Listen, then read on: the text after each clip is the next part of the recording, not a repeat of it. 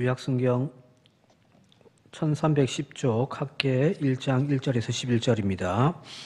다리오 왕 제2년 여섯째 달 곧 그 달 초하루에 여호와의 말씀이 선지자 학계로 말미암아 스알디엘의 아들 유다 총독 스룹바벨과 여호사닥의 아들 대제사장 여호수아에게 임하니라. 이르시되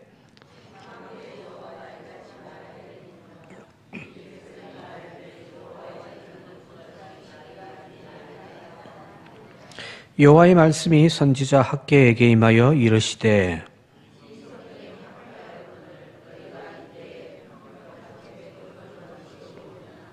그러므로 이제 만군의 여호와가 이같이 말하노니 너희는 너희의 행위를 살필지니라.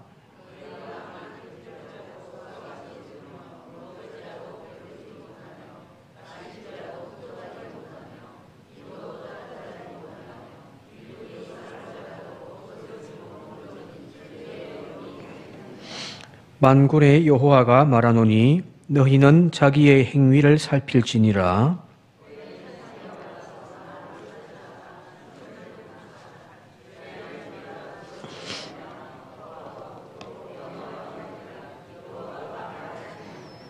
너희가 많은 것을 바랐으나 도리어 적었고 너희가 그것을 집으로 가져갔으나 내가 불어버렸느니라.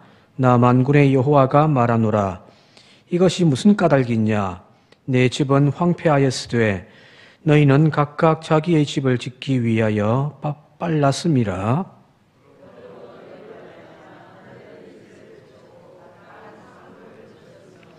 내가 이 땅과 산과 곡식과 새 포도주와 기름과 땅의 모든 소산과 사람과 가축과 손으로 수고하는 모든 일에 한죄를 들게 하였느니라. 아멘.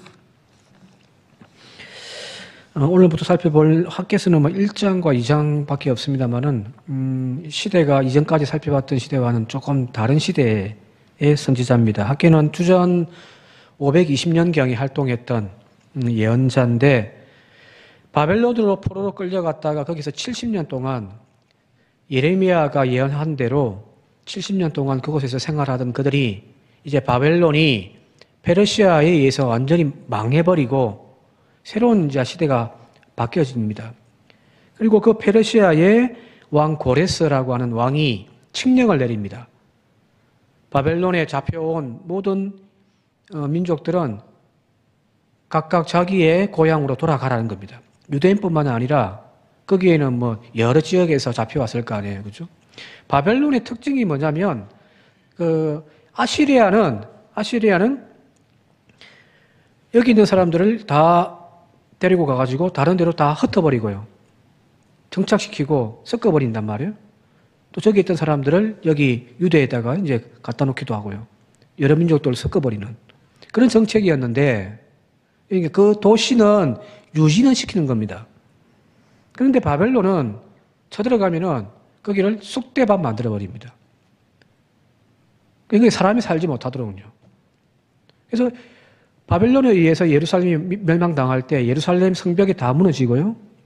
그리고 거기에 있던 예루살렘 그 성전도 다 불태워져 버린단 말이에요. 그죠? 그리고 거기 있는 사람들을 다 포로로 잡아가지고 바벨론 땅으로 다 데려가 버리는 거예요. 여기는 이제 황폐해져 있는 겁니다. 그게 바벨론의 전쟁의 특징입니다. 자, 그런데 이 고레스가, 페르시아의 고레스가 이제, 바벨론을 점령하고 난 다음에, 자, 다 돌아가라는 겁니다. 그게 BC 538년이거든요. 자, 이 바벨론에서 이제 1차 포로, 2차 포로 기한, 3차 포로 기한 몇 번 나누어서 이제 돌아오는데 1차 포로 기한에 돌아왔던 스룹바벨과 대제사장 여호수아 오늘 본문에 있는 이 무리들이 한 몇만 명을 이끌고 이제 돌아오는 거예요. 돌아와서 어떻게 하는 일이 뭐냐면 다시금 완전 황폐화되어져 있는 그 땅을 다시금 재건해야 되는 거잖아요, 그죠? 지금 이스라엘과 가자지구 전쟁 보면 이스라엘이 꼭 하는 짓이 바벨론처럼 하고 있습니다. 완전 쑥대밭 만들어버리잖아요, 그죠? 그걸 다시 이제 나중에 또 재건을 해야 된단 말이에요.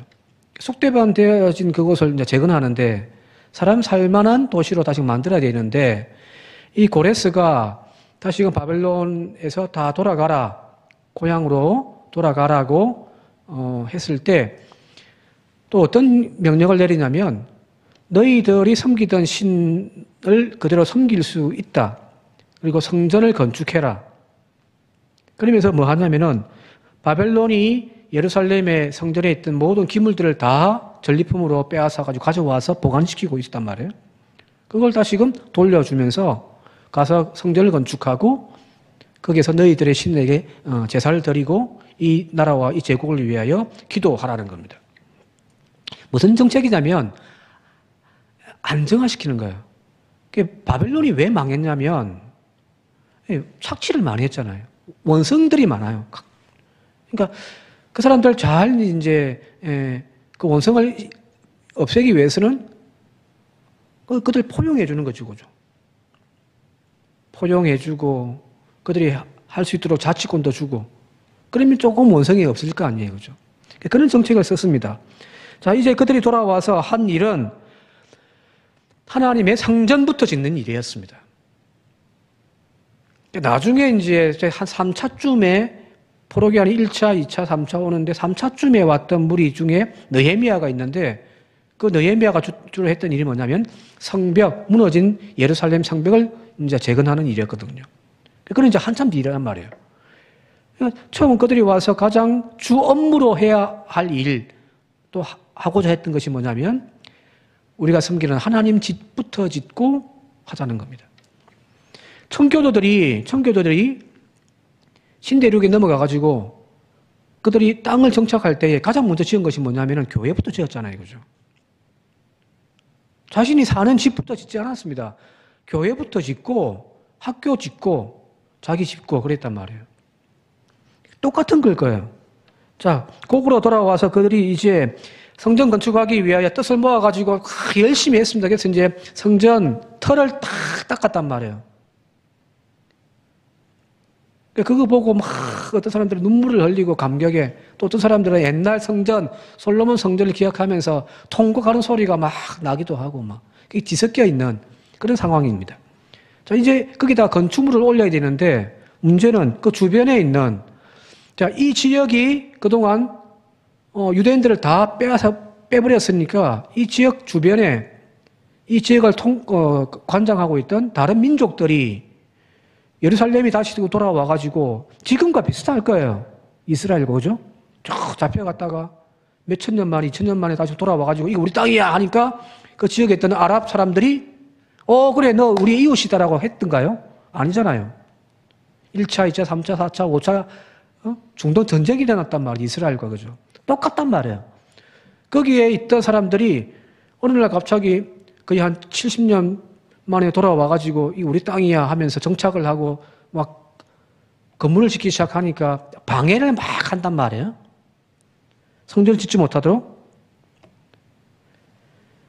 그러다가 그 방해가 극심해지다 보니까 멈춰버립니다.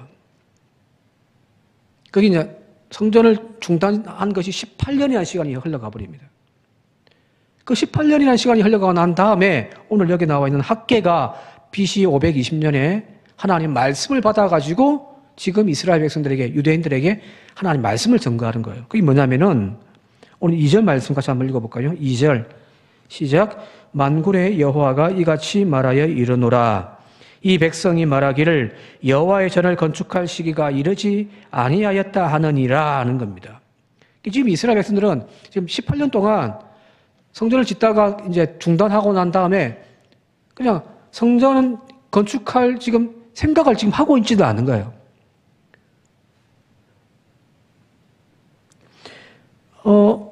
그 비슷한 시기 조금 뒤이긴 합니다만은 에스라와 느헤미야가 똑같은 내용이거든요. 포로 귀환되어졌던 공동체들의 이야기니까. 거기 보게 되어지면은 그 주변 세력들이 얼마나 집요해 있는지가 잘 나와 있는데 거기 보면은 막 방해하고 하다 보니까 방해해도 처음에는 막 열심히 성전 건축하다가 이제 이들이 어떤 깨를 내냐면은 우리가 방해한다고 되어질 부분은 아닌 것 같고 페르시아의 본국에 있는 페르시아 왕에게 우리가 서신을 보내자. 그래서 이들이 지금 왕의 허락도 없이 지금 이 일을 지금 건축하고 있는데 이걸 중단시켜 달라고 서한을 보냅니다. 거기에 대하여 지금 에스라 4장에 이제 그 아닥사스다 왕이 조서를 내리는데 그 내용이 이렇습니다. 같이 한번 볼까요? 23절부터 24절. 에스라 4장 23절부터 24절인데요. 제가 읽어드릴게요. 아닥사스다 왕의 조서 초본이 르훔과 서기관 심세와 그의 동료 앞에 낭독되매 그들이 예루살렘으로 급히 가서 유다 사람들을 보고 권력으로 억제하여 그 공사를 그치게 하는 거예요. 이에 예루살렘에서 하나님 성전 공사가 바사왕, 그러니까 페르시아 왕 다리오 제2년까지 중단되니라. 오늘 여기 성경 본문 1절에 보게 되어지면 다리오 왕 제2년 6째 달 이때 있잖아요. 그죠? 그때까지 멈춰버린 거예요. 자, 제국의 왕의 명령이에요. 처음 페르시아의 일대 왕이었던 고레스가 칙령을 내려가지고 돌아가서 너희 고향으로 돌아가라. 그리고 거기에 너희 성전 지으라고 왕의 명령이 있어서 와서 성전 짓는 건데 이게 일대 이제 넘어가면서 그 명령이 싹 사라져버린 거예요. 그 왕들이 모르는 거예요. 조서가 하나 올라왔는데 탄원서가 하나 올라왔는데 저 예루살렘에서 저 불만 많은 저들이 지금 자기들의 세력을 구축하기 위하여 뭔가 이상한 짓을 꾸미고 있으니 이 일을 중단시켜 주십시오라고 하는 명령, 그 이야기를 듣고서 왕이 알아보지도 않고 이런 괘씸한 놈들 하면서 그 공사 중단해! 라고 왕의 명령이 내려와 버린 거예요. 자, 지금 이스라엘 백성들이 지금은 여호와의 전을 건축할 시기가 이르지 아니하였다라는 말이 무슨 뜻인지 아시겠습니까? 우리가 지금 뭐 건축 재료도 없고 돈도 모자라고 사람도 없고 뭐 주변에 방해가 있고 그런 것도 물론 포함되어 있지만 가장 큰 원인은 뭐냐면 페르시아 왕의 명령이에요. 정부에서 우리가 건축을 하고 있는데 정부에서 목포시에서 이거 뭐 불법적인 문제가 있으니까 이 공사 중단해 라고 행정명령을 내렸단 말이에요. 자, 그러면 공사를 할 수 있습니까? 없습니까? 할 수 있어요? 없어요? 없죠. 그죠? 그런 상황이에요. 핑계 참 좋죠. 그죠? 자, 이때 하나님께서 지금 학계를 통하여 다리오 왕 2년에 유대의 백성을 향하여 이렇게 지금 선포하거든요. 4절 5절 같이 한번 읽어볼까요? 4절 5절 시작. 이 성전이 황폐하였거늘 너희가 이때에 편백한 집에 거주하는 것이 옳으냐. 그러므로 이제 만군의 여호와가 이같이 말하노니 너희는 너희 행위를 살필지니라. 처음에는 건축해라고 명령 내리고 그 다음에 백성들이 이거 지금은 때가 아닙니다 라고 이야기를 변명을 늘어놓고 있으니까 그들의 변명은 어찌 보면은 뭐 타당하기도 해요. 그죠? 왕의 명령인데 어떻게 그걸 거역할 수 있습니까? 그건 반역이니까. 하나님이 하신 말씀이 그거예요. 자, 그래도 불구하고 건축하라는 이야기는 뭘까요? 누가 진짜 왕이냐는 거예요. 물론 세상에 어떤 왕을 존경하고 해야 되겠지만 자, 이 모든 일들을 지금 이루어 가시는 분은 진짜 누구냐는 거예요. 너희에게 왕은 누구냐? 물론 페르시아의 왕의 권세도 무섭지만 왜 너희들 내 말도 안 듣냐 이거거든요. 자, 어느 순간부터 우리가 세상 눈치 보면서 세상 삶의 기준 따라서 하나님의 말씀조차도 우리는 지금 귀를 기울이지 않으려고 할 때가 많단 말이에요. 진짜 우리의 주인은 누군가요? 우리는 지금 누구를 무서워하고 계십니까?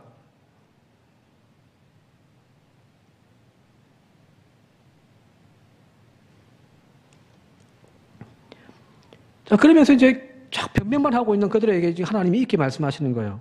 앞서 이야기했듯이 내 성전은 지금 황폐되어 있는데 너희들은 참 편백한 벽이 잘 갖추어져 있는 그런 집에서 살고 있네. 왜? 18년 동안 그들이 뭐 했겠어요?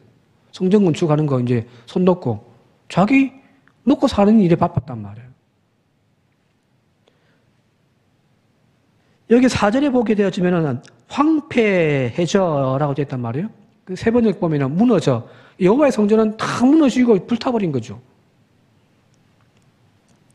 이 단어가 전에도 한번 말씀드렸습니다만은 에스라 느헤미야 할 때 이 4절에 황폐해졌다는 이 히브리 단어가 하레브거든요. 하레브.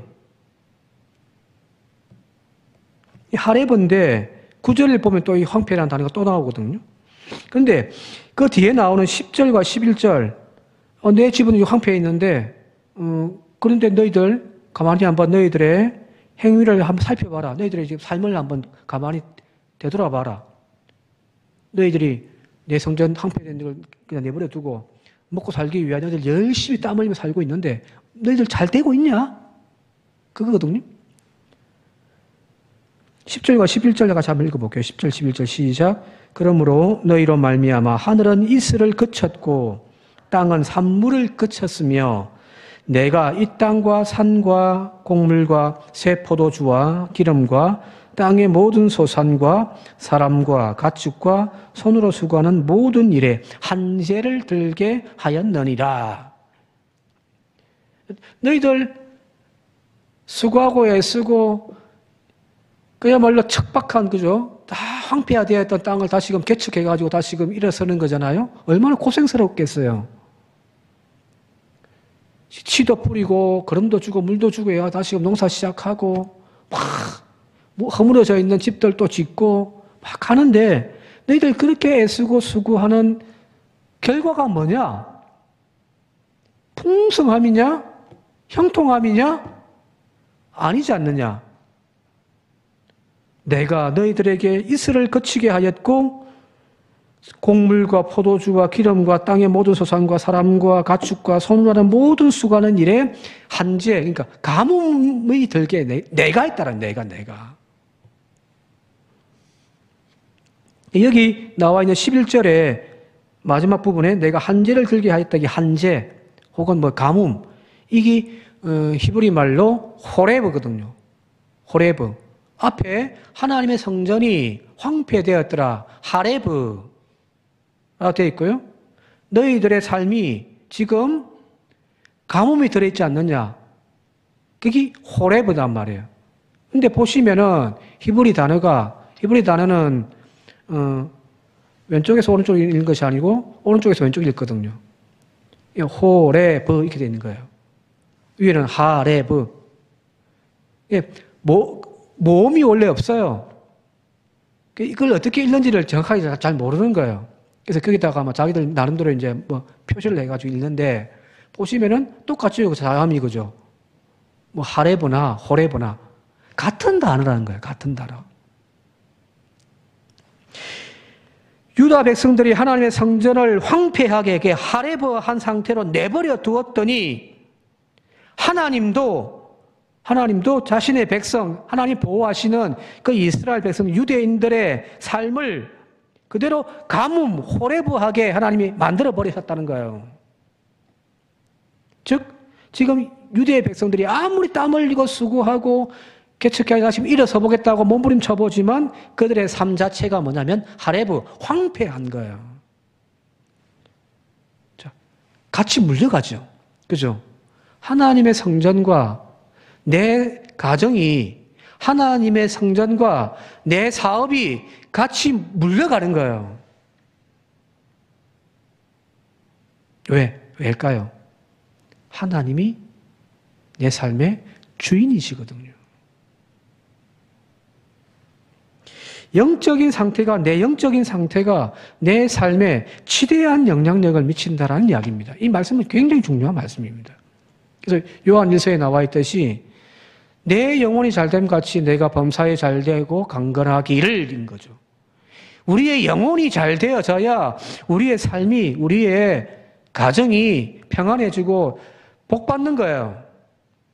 근데 우리는 복받기 위하여, 내 삶이 잘 되기 위하여 우리는 내 삶의 터전을 일구는 일에는 분주한데 정작 내 영혼은 내버려 두고 있단 말이에요. 잘 될 리가 있겠습니까? 내 영혼이 하나님의 성전인 내 영혼이 지금 황폐해 있는데 내 삶이 풍성해진다고요? 아니에요. 지금 수입도 없고 먹을 것도 부족하고 마실 것도 없습니다. 말 그대로 춥고 배고픈 상태에 놓여 있습니다. 그러니 어쩌면 성전 건축 못한다고 하는 것이 그 변명이 맞을 수도 있죠. 그죠? 더군다나 왕의 명령이란 말이에요. 지금은 때가 아닙니다. 백성들은 생각하기를 먹고 살기 힘들 정도로 우리의 삶이 고달픈데 농사 지어도 가뭄이 들어가지고 수확하는 건 별로 없고 땅이 워낙 황폐해. 왜 황폐했냐면은 바벨론 사람들은 그 도시를 완전히 정복하고 황폐하게 만들어버리고 다 불태워버리고 한다고 했잖아요. 그죠? 다 부셔버리고 또 거기에 사람이 살지 못하도록 거기다가 소금까지 뿌려버리거든요. 더 이상 그 땅이 사람이 살 수 있는 땅이 못 되도록 소금을 뿌려버린단 말이에요. 그러니까 거기에 아무리 농사를 지어도 농사가 잘 되겠습니까? 안 되지. 지금 우리 삶이 너무너무 척박하고 힘들어요. 그러니까 이 백성들이 지금은 때가 아닙니다. 좀 형편 좀 나아지면 그때 할게요. 근데 학계를 통한 하나님의 생각은 다르단 말이에요. 내 집이 이렇게 황폐되어 있는데 어찌 너희 살림살이가 풍성해질 수 있느냐? 하나님의 성전이 황폐되어져 있는데 그 황폐되어지면 곧 너희의 삶의 황폐로 이어지는 거다. 그게 하나님의 말씀인 거거든요. 백성들은 현실적으로 성전을 건축할 능력과 형편이 없어서라고 주장하지만 학계를 통한 하나님의 말씀은 해야 할 일을 하지 않았기 때문에 정말 해야 할 일을 하지 않았기 때문에 하늘의 복도 너희에게 없는 거다라는 겁니다. 이 지금 상황을 이 내용을 그대로 노래로 표현한 것이 바로 시편 127편이잖아요. 너무 잘 아시는 말씀일 거예요. 같이 한번 읽어볼까요? 함께 읽겠습니다. 시작. 여호와께서 집을 세우지 아니하시면 세우는 자의 수고가 헛되며 여호와께서 성을 지키지 아니하시면 파수꾼의 깨어 있음이 헛되도다. 너희가 일찍 일어나고 늦게 누우며 수고의 떡을 먹음이 헛되도다 하는 겁니다. 딱 맞는 구절이잖아요. 그죠? 내가 할 수 있는 범위 내에서 성실하게 하나님 일 감당해. 그러면 하나님께서 너의 일을 책임져 주실 거야. 이겁니다. 너무너무 단순한 논리예요. 자, 이 맹닥이 그대로 신약에 넘어와가지고 예수님께서 산상수훈에서 이스라엘 백성들에게 가르치신 말씀이 있잖아요. 뭘까요? 우리가 찬양도 했는데. 그런즉 너희는 먼저 그 나라와 그 의를 구하라. 그리하면 이 모든 것을 너희에게 더하시리라. 산상수훈의 가장 핵심적인 부분이에요. 엑기스란 말이에요. 이 엑기스에서 하는 이야기가 뭔가요? 지금 학개서에서 이야기하고 있는 그 이야기가 똑같은 이야기잖아요. 너희는 먼저 그 나라와 그 의부터 구해라. 그러면 하나님께서 너희가 살아가야 할 모든 것들을 책임져 주실 거다. 오늘 우리에게 이런 신앙이 없으니까 우리는 뭐 하냐면 성전은 내버려 둔 채 내 살기 바빠서 세상으로 나아간단 말이거든요. 내 영혼은 황폐해진 채 내 육신의 풍성함만을 쫓아 오늘 우리는 나아가는 거죠. 왜? 뭘 먹을까? 무엇을 입을까? 무엇을 마실까를 염려하며 살고 있는 거예요. 순서가 바뀌었습니다. 순서가 바뀌었습니다. 순서가 제대로 위치하게 되어질 때 오늘 우리의 삶이 정말 행복해질 줄 믿습니다. 뭘 이렇게 염려하지 않는 인생. 오늘 하루에도 감사할 수 있는 인생. 그런 인생을 살아가는 저와 여러분 되시길 바랍니다. 혹시 이 순서가 지금 뒤바뀌어 있지는 않는지 한번 우리의 믿음을 점검해 볼 수 있기를 바라고요. 또 우리 교회가 되었으면 좋겠습니다. 수요일 날 뭐 그리 바쁘다고 그죠? 제가 알고 있기로는 직장 다니는 우리 교회들 그리 많지 않는데 집에서는 뭐예요? 그죠? 수요일 날 이 자리 지키는 것이 하나님의 성전이 하나님의 예배가 무너지는 일들 그냥 그 두고 보고 있었으면 안 되는 거예요. 교회가 막 영적으로 다시금 살아나고 은혜가 넘쳐나고 하늘 문이 열려질 때에 내 삶에 내 가정에 축복의 문도 열려진다는 사실을 우리가 기억하고 이 자리를 채워가는 우리 모두가 되시길 바랍니다. 자, 다음에 이제 성전 건축을 강조하는 이 학개서보다 조금 이제 뒤에 아까 이야기 1차 때 서룹바벨과 대제사장 여호수아가 와가지고 성전 건축하는 일들 감당했단 말이에요. 이때 이제 학개가 등장한 거고 그 뒤에 이제 2차, 3차 이렇게 오는데 포로 귀환 공동체를 재건하면서 예루살렘으로 돌아왔던 에스라, 느헤미야 그들 내용을 자세히 보면은 이 공동체의 상황이 어땠는지를 잘 알 수 있단 말이거든요. 자, 그때 보면은 이제 처음에는 성전 건축할 때에도 막 방해했잖아요, 그죠? 근데 이제 나중에 느헤미야가 와가지고 이 성벽을 사람 살 곳이 돼야 되니까 방어가 돼야 되니까 성벽 건축하는 일 막 하는데 계속해서 주변에서 따시고 또 방해를 내립니다. 막 방해하기도 하고요. 모욕하기도 하고요. 그래서 사람들이 한 손에는 지기를 쥐고 한 손에는 무기를 들고 조를 2조 나눠가지고 한쪽은 낮에는 내가 일하고 밤에는 또 그 보초 쓰고 그렇게 힘든 상황입니다. 그럼에도 불구하고 그들은 끝까지 성벽을 건축하는 일을 끝까지 감당했단 말이에요. 다 완성해서 이제 성벽을 다 완성하기까지 하고요. 근데 이 느헤미야가 했던 일 중에 하나가 성벽만 건축한 것이 아니라 그 자신들의 신앙을 수호하는 일, 이미 이제 성전은 건축되었으니까 이 성전을 지켜내고 우리의 신앙을 지켜내는 일들을 느헤미야가 굉장히 중점적으로 하거든요. 그 내용 중에 어떤 것들이 있냐면은 매년 유대인들에게 정해진 율법으로 정해진 성전세가 있단 말이에요. 성전세.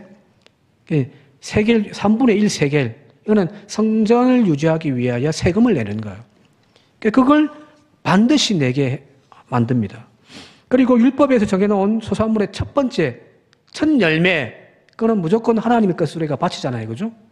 그 11조를 철저하게 지키게 만듭니다. 그리고 주일 성수, 안식일 성수. 안식일 날 막 외부인들이 막 장사로 오는 거 보고 막 후리쳐 쫓아내버리고요. 철저하게 안식일 지키게 하고요. 자, 이 모든 일들을 감당했던 그 핵심이 뭐냐면 바로 성전 체제를 온전하게 유지하기 위함이거든요. 자, 11조를 안 받다가 바쳐요. 성전세, 그런 법적으로 정해져 있는 세금인데 그걸 또 안 내요. 그랬더니 성전에서 체제를 유지하기 위하여 제사장들이 먹고 살아야 되는데 먹고 살 것이 없으니까 다 도망가겠죠. 그죠? 흩어져 버린단 말이에요. 이러면 안 된다. 제사장은 제사장의 역할을 감당하기 위하여 주어져 있는 그 11조와 성전세는 꼭 바치라. 막 호되게 막 하거든요. 그리고 그 성전에서 제사가 성전이 존재하는 이유는 하나님 앞에 제사를 드리는 거잖아요. 제사가 멈추지 않기 위하여서 그들은 온갖 희생제물과 번제를 드리기 위하여 그 제단의 불이 꺼지지 아니하도록 또 뭘 하냐면은 각 지파별로 무슨 요일은 아무개 집안이 성전 제단에 나무 갖다 바치고 그 다음 날은 아무개 집안 딱 다 정해줍니다. 왜 그랬을까요?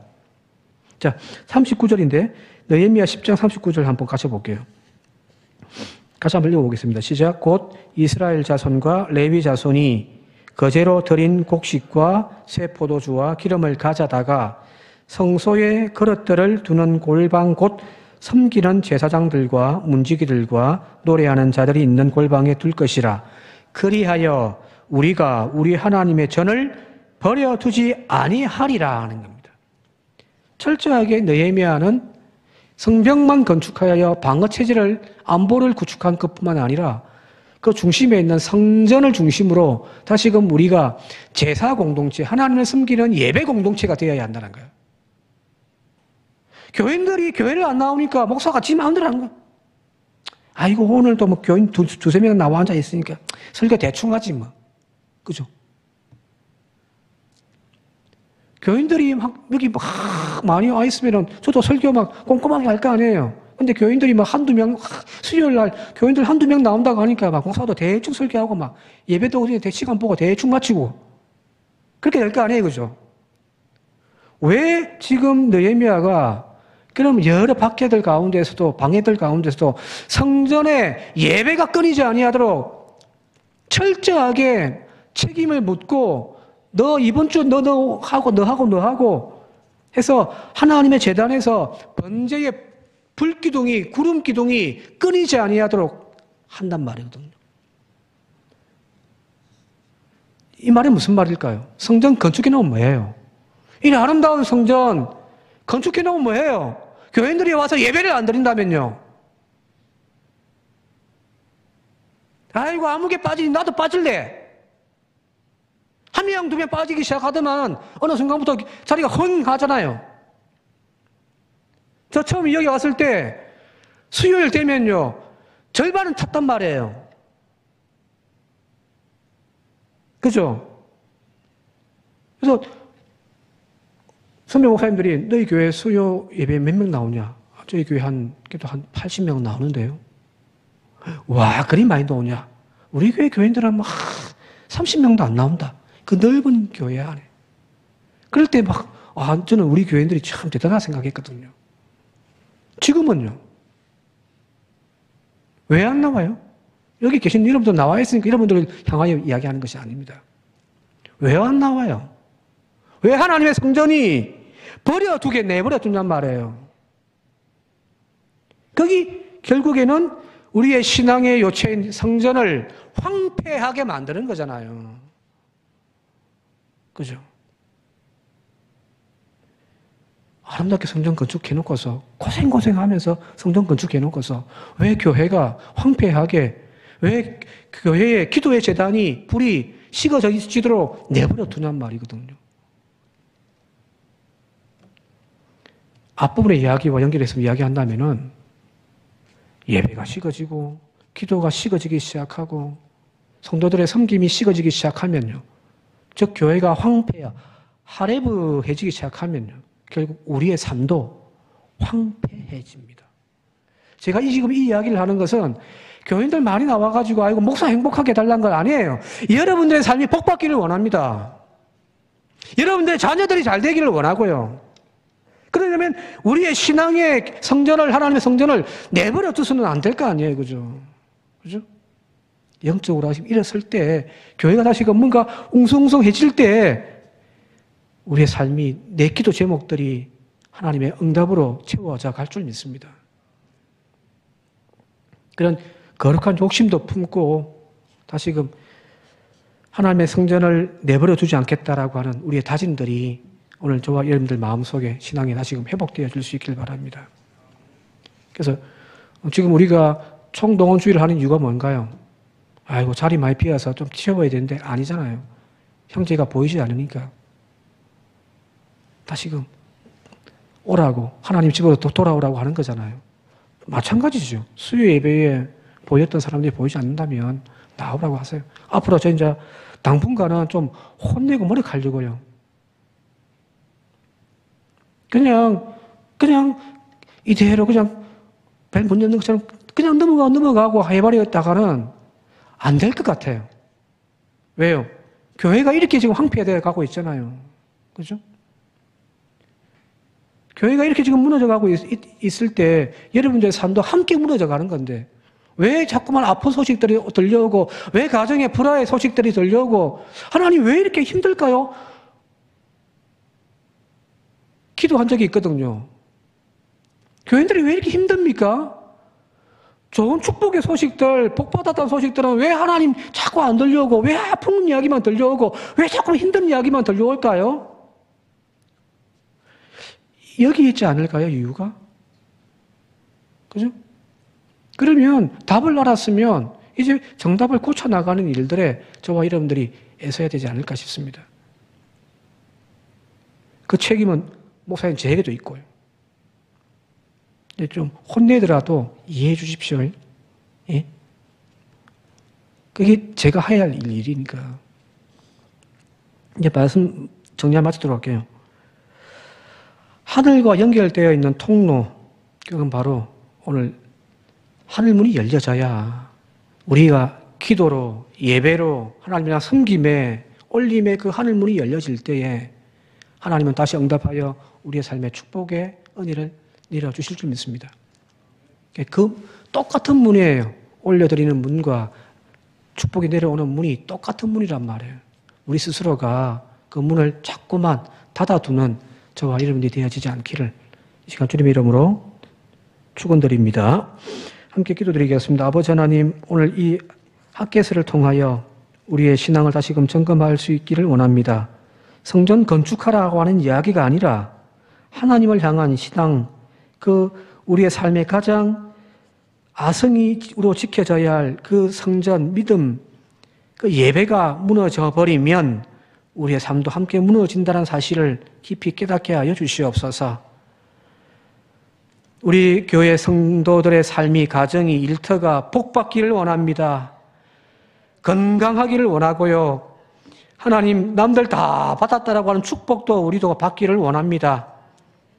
그런 복을 받기 위하여 오늘 우리의 예배의 문이 좁혀져 있지는 않는지 다시금 활짝 열고 성전문을 활짝 열고 기도의 제단을 다시금 뜨겁게 세워가는 우리 모두가 되게 하옵소서. 예수님의 이름으로 기도드립니다. 아멘.